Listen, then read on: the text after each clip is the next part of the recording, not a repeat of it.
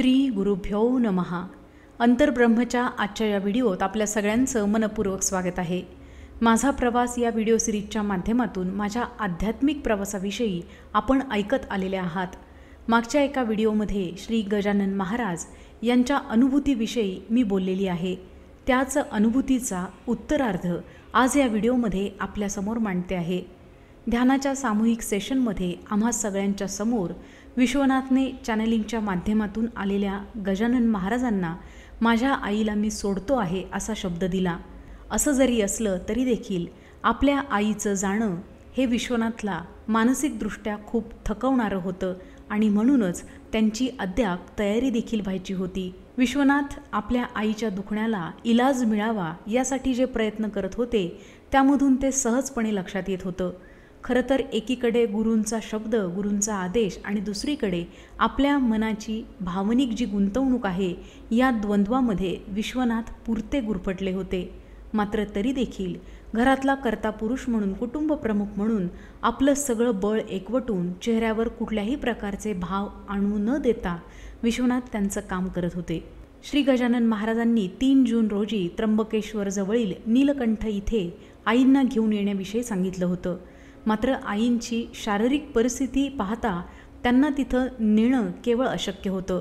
Doctor मित्राला विचारून पुन्हा एकदा विश्वनाथनं त्यांना तिथे नेता येतंय का याचा देखील विचार करून पाहिला. मात्र आईंची शारीरिक स्थिती कुठलाही प्रवास करण्यायोग्य नव्हती, म्हणून तो विषय तिथेच थांबवावा लागला. मात्र गुरूंच्या आदेशाचा अवमान होऊ नये म्हणून आम्ही सप्तर्षींच्या माध्यमातून त्याविषयी मार्गदर्शन मिळवण्यासाठी प्रयत्न केला आणि नेहमीप्रमाणे अतिशय उत्तम असं मार्गदर्शन आम्हाला प्राप्त झालं. या मार्गदर्शनानुसार आईंच्या नावाने एक नारळ घेऊन तो त्यांच्या हातात द्यायचा आणि मग तो नारळ विश्वनाथ घेऊन जातील, नीलकंठेश्वर येथे तो अर्पण करतील आणि तो वाढवल्यानंतर तो प्रसाद तिथे उपस्थित असलेल्या लोकांना वाटतील आणि येताना तिथून धुनीतलं भस्म ते आईंच्या कपाळी लावण्यासाठी घेऊन येतील. असं केल्यानं गुरूंनी जो आदेश दिला होता त्याचं पालन होणार होतं. अर्थात हे 3 जूनच्या आधी जाऊन विश्वनाथनं करून यायचं होतं. मार्गदर्शन आल्याबरोबर विश्वनाथने क्षणाचाही विलंब न लावता 1 तासाच्या आतच नाशिककडे प्रयाण केलं.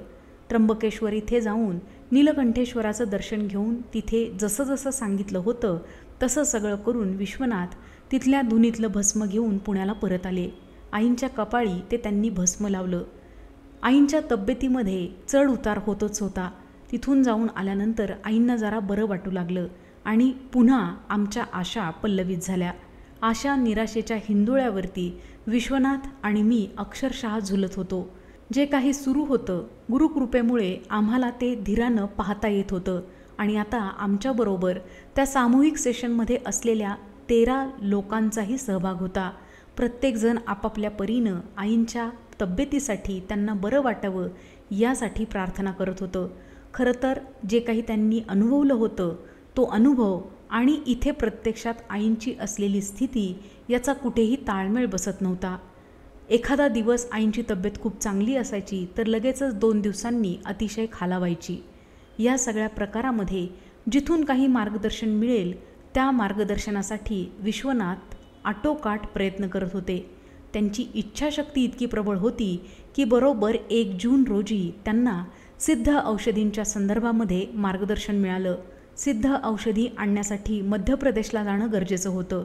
विश्वनाथने त्यांच्या भावाला म्हणजेच माझ्या दिराला नागपूरवरून विमानाने मध्य प्रदेश इथं पाठवलं आणि एका रात्रीमध्ये ते सिद्ध औषध आमच्या आईंच्या हातात होतं.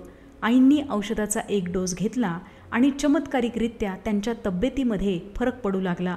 आईंनी 3 जून रोजी सकाळी ते औषध घेतलं आणि दुपारपर्यंत त्यांनी जेवणासाठी मागितलं. आई आता जेवायला लागल्या. 3 जून ही तारीख उलटून गेली. मी आणि विश्वनाथ मनोमन खूप आनंदलो. आता आशा निर्माण झाली की आपल्या आईला बरं वाटेल आणि व्हायलाही तसंच लागलं. दिवसेंदिवस आईंचा आहार व्यवस्थित होऊ लागला आणि आता त्या हालचालीही करू लागल्या. घरातल्या घरात त्यांनी चालायला सुरुवात केली. मात्र म्हणतात ना, जे लिखित असतं तेच घडतं. गुरुकृपेमुळे ते सहन करण्याचं बळ मात्र आपल्यासारख्यांना मिळतं, त्याचाच अनुभव आम्ही देखील घेतला. आईंच्या तब्येतीत एकीकडे उतार दिसत होता, त्या जेवण जेवत होत्या, मात्र दुसरीकडे त्यांच्या तळपायापासून गुडघ्यापर्यंतची जी त्वचा आहे ती सोलवटून निघायला लागली. आम्ही लगेचच ज्यांच्याकडून औषध आलं होतं त्यांना संपर्क केला आणि वस्तुस्थिती सांगितली. त्यांनी समोरून फक्त एकच वाक्य विश्वनाथला सांगितलं.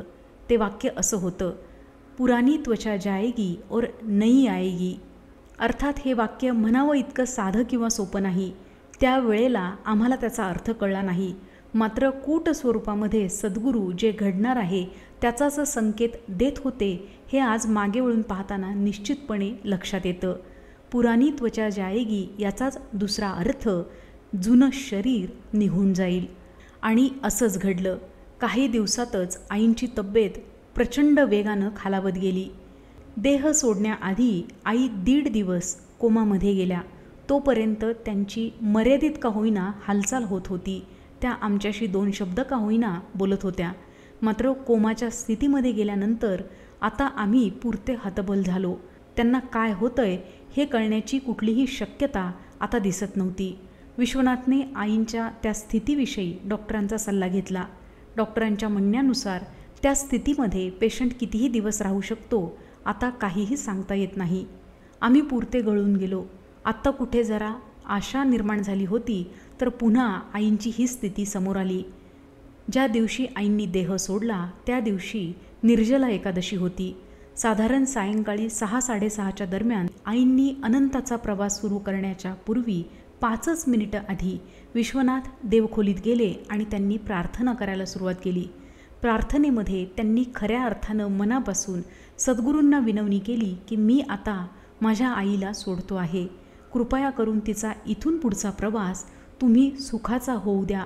असं म्हणून भरल्या डोळ्यांनी विश्वनाथ देवखोलीतून बाहेर आले आणि पुढच्याच क्षणात साधारणपणे 3 मिनिटाच्या अंतरानेच आईंनी शेवटचा श्वास आमच्या सगळ्यांच्या समोर सगळ्यांच्या देखत घेतला. जो शेवटचा श्वास त्या माऊलीनं घेतला तो सोडल्यानंतर पुन्हा श्वास घेतला नाही. कुटुंबातल्या प्रत्येक सदस्यानं हा प्रसंग आयुष्यात पहिल्यांदाच अनुभवला होता. आपल्या डोळ्यासमोर आपली लाडकी आई आपल्याला सोडून चाललेली आहे ही भावना इतकी त्रासदायक होती, मात्र त्याही वेळी आपल्या गुरूंचं आपल्यावरती किती प्रेम आहे याची जाणीवही आम्हाला होती. यथावकाश त्यांचे सगळे संस्कार पूर्ण झाले. साधारणपणे दिवाळीच्या आसपास विश्वनाथ त्यांच्या भावाकडे म्हणजे माझ्या दिराकडे यवतमाळला गेले. माझंही काम नेहमीप्रमाणे हळूहळू सुरू झालं होतं. आईंची आठवण तर आता क्षणाक्षणाला येत होती, मात्र जबाबदाऱ्यांचं जे ओझं खांद्यावर आलं होतं त्याचं भान कुठलंही चित्त विचलित न करता दैनंदिन कार्य नीट करण्यामध्ये मदत करत होतं. असंच एका दिवशी ज्या व्यक्तीच्या माध्यमातून गजानन महाराजांनी आईंच्या प्रवासाविषयी सांगितलं होतं ती व्यक्ती मला भेटायला आली. जुजबी बोलणं झाल्यानंतर ज्यावेळेला आम्ही ध्यानाच्या सेशनमध्ये गेलो त्यावेळेला पुन्हा एकदा गजानन महाराजांनी विश्वंभरला फोन लाव असं मला सांगितलं. मी विश्वनाथला ताबडतोब फोन लावला. स्पीकरवर फोन ठेवून गजानन महाराज आणि विश्वनाथ यांचा संवाद सुरू झाला. विश्वनाथला गजानन महाराजांनी विचारलं, मला न भेटताच कुठे चाललास? महाराजांच्या या प्रश्नावर विश्वनाथ काहीही बोलले नाहीत. सेशन पूर्ण झाल्यानंतर मी विश्वनाथला फोन करून विचारलं, महाराज असं का म्हणाले?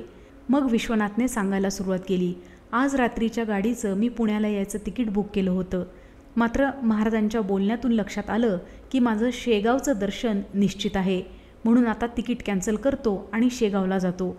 तत्काळमध्ये विश्वनाथने दुसऱ्या दिवशीचं रेल्वेचं तिकीट बुक केलं.